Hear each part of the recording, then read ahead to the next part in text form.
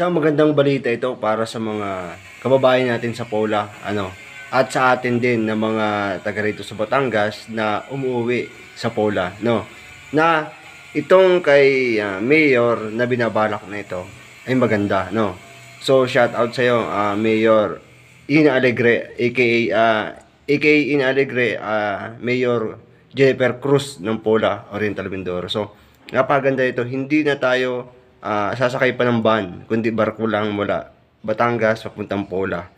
Yan, isang biyahe lang. Sana matuloy ito.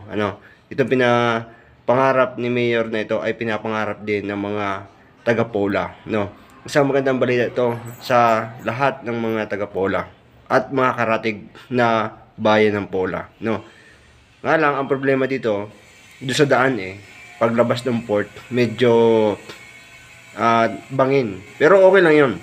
At least, may daan na. At saka, may isang ruta lang ng biyahe. So, napaganda ito para sa lahat ng taga Pola.